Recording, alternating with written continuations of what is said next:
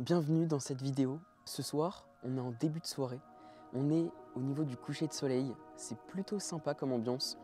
Je suis dans le jardin gourmand. Je suis posé dans ma petite chaise en bois. C'est plutôt agréable. La vidéo de ce soir, elle consiste à vous réexpliquer un petit peu qu'est-ce qui s'est passé et vous expliquer un petit peu ce qui a avancé dans ce jardin. C'est pas parce qu'on est en fin d'été, début d'automne qu'il ne se passe rien dans ce jardin. Bien au contraire, il y a pas mal de choses à faire et pas mal de choses qui vont arriver. Donc la dernière fois, on avait créé les allées. Ça permettait déjà de donner des délimitations pour savoir où est-ce que nous, visiteurs ou usagers, où est-ce qu'on allait pouvoir traverser ce jardin. Il y a des zones où on ne pourra pas aller et où on ne marchera pas, c'est-à-dire qu'on laissera totalement toute la vie en fait, se développer et on n'aura pas accès à ces endroits. C'est assez important de créer des petits endroits comme ça, très sécurisés, on va dire, pour la biodiversité. La deuxième étape qu'on a commencé, ça a été de créer une haie morte. La haie morte, en fait, c'est une haie avec juste des bouts de bois, des branchages qu'on va venir empiler. Ça va nous permettre de recréer une clôture, tout simplement, mais une clôture qui a des enjeux écologiques. Elle va permettre tout simplement de créer des habitats, que ce soit pour des oiseaux, c'est vraiment très important, mais aussi pour plein d'insectes. C'est du bois qui va se décomposer, alors en beaucoup de temps, mais qui va se décomposer et qui va permettre à des insectes de se nourrir, de se cacher. En fait, ça a énormément d'enjeux, cette haie morte, et elle est vraiment très importante. Donc pour ça, on a coupé différents branchages, même un chêne qui gênait complètement dans notre jardin. Je m'en suis servi pour le récupérer, le mettre dans cette haie morte. Et en gros, la haie morte, elle fait à peu près la moitié de ce jardin. Et après, ça va être de la clôture classique. Parce qu'en fait, je me suis rendu compte que ça demandait beaucoup de branchages et beaucoup de matière. Là, l'idée, c'est que la piscine derrière, on ne la voit même plus. On va monter avec des branches jusqu'en haut. Et on va essayer de faire ça. Et en fait, ce qu'il faut qu'on fasse aussi, c'est qu'on pense à commencer la deuxième barrière pour faire dépasser et pour que les branches continuent en fait.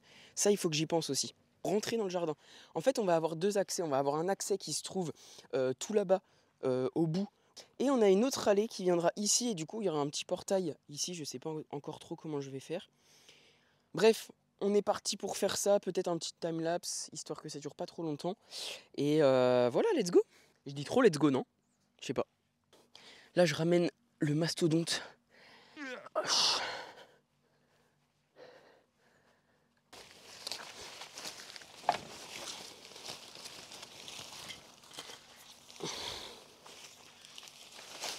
On en a des gros comme ça là. On a vraiment des beaux morceaux. L'idée c'est pas de faire un truc parfait, c'est plutôt de montrer des possibilités. Ce que j'aime bien avec cette haie morte, c'est qu'à un moment, elle va aussi nous permettre de ne plus voir ce qui se passe derrière. Et en fait, ça va nous créer vraiment un petit habitacle dans ce jardin, une petite bulle en fait, et ça va nous renfermer avec ce qui se passe autour. Alors ça a des inconvénients, mais ça a aussi des avantages.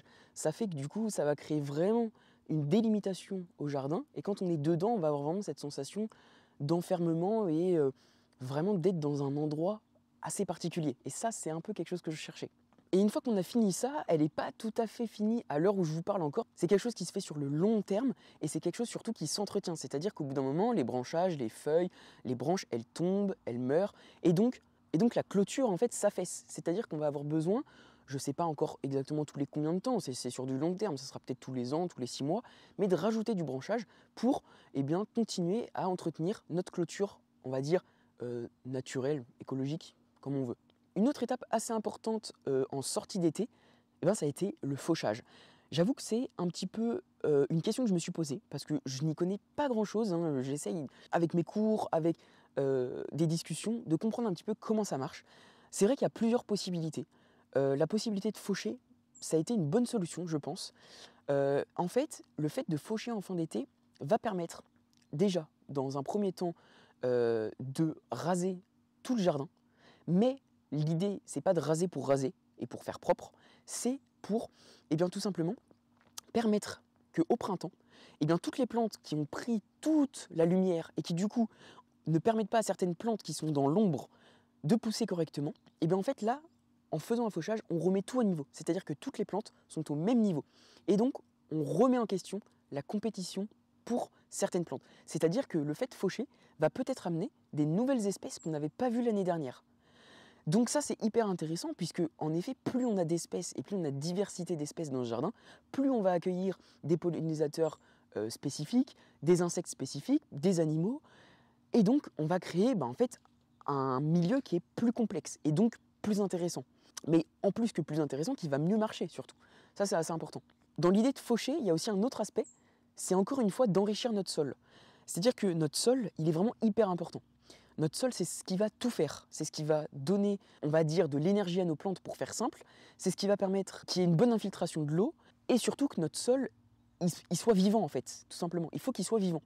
Et plus il va être vivant, plus on va avoir un milieu qui sera riche. Donc le fait de faucher, en fait, on va couper toutes les plantes. C'est-à-dire que là, toutes les plantes, elles sont au sol et je ne les ai pas enlevées. Ce qui fait que ces plantes-là, qui sont mortes, vont se décomposer avec l'humidité, avec des insectes qui vont manger toute cette flore qui est morte. Ils sont spécifiques, il y a des champignons aussi qui vont s'occuper de ça, et ça va tout décomposer. Et ça va permettre d'enrichir notre sol, ça va lui permettre, ça va l'enrichir, que ce soit en azote, que ce soit en matière organique. Ouais, en fait, ça va rendre plus riche notre sol. Et ça, c'est hyper important, parce que justement, on en vient à une autre étape, c'est l'étape de planter.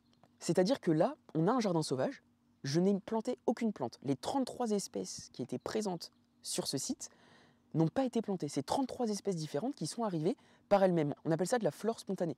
Donc la flore spontanée, c'est-à-dire qu'on laisse et on voit ce qui pousse. L'idée, c'est pas d'utiliser que de la flore spontanée, parce qu'en fait, on est dans un endroit où notre sol a beaucoup été appauvri. C'est-à-dire qu'on l'a tondu, c'est un sol qui a été retourné quand on a fait la construction de cette maison.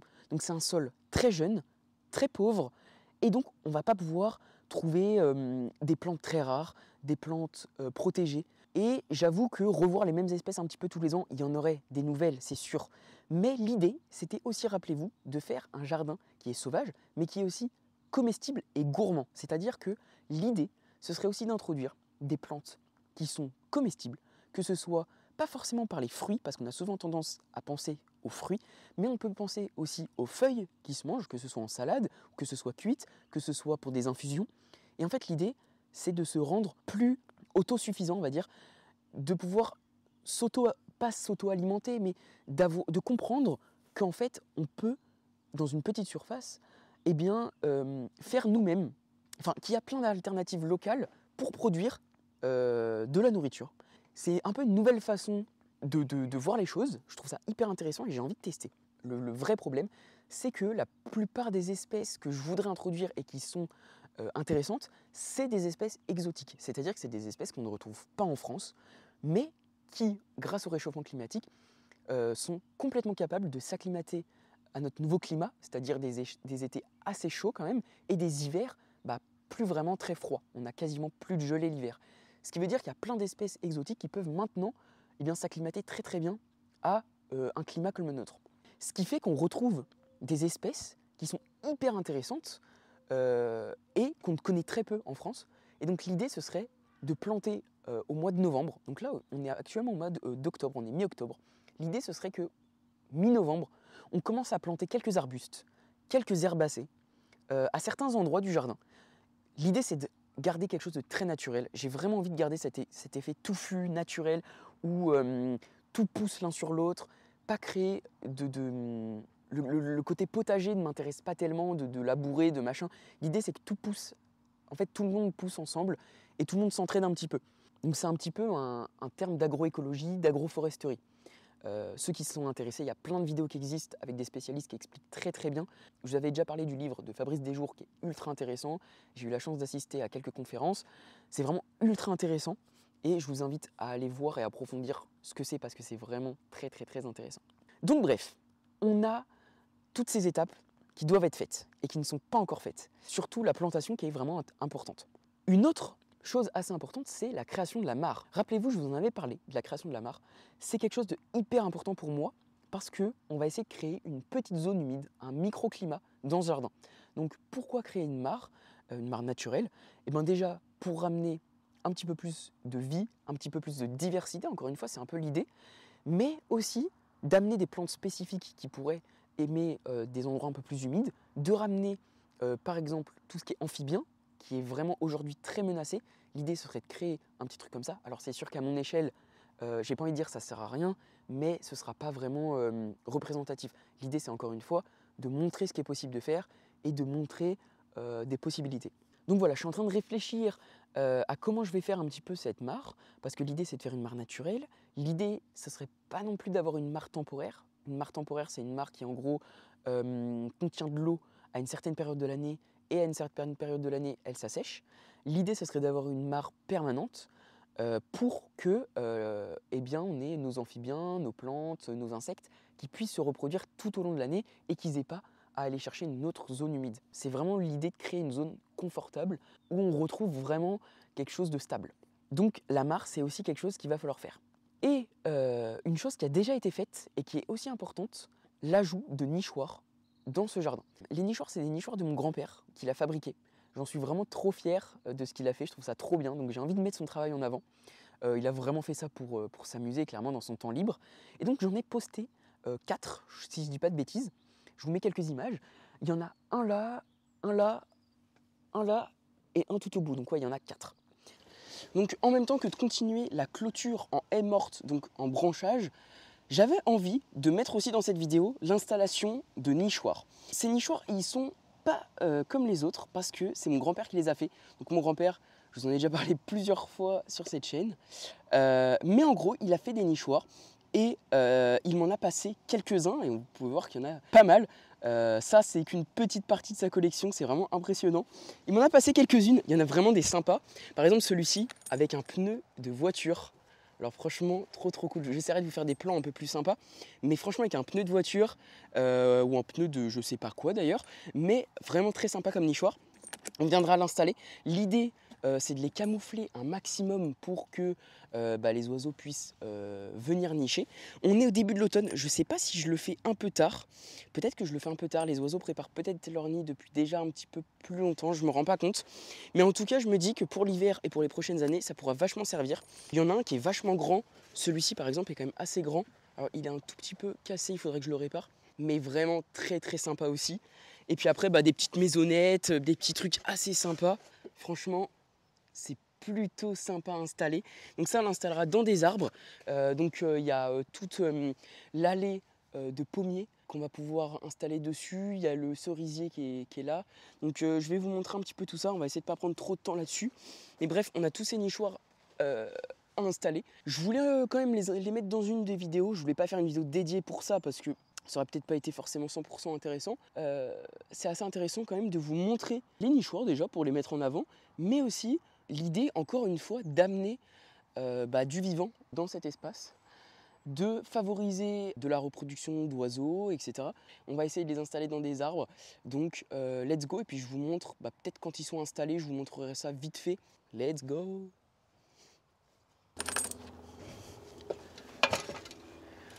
Là j'en ai mis un. En vrai, il se voit, mais justement, c'est le but quand même de le voir.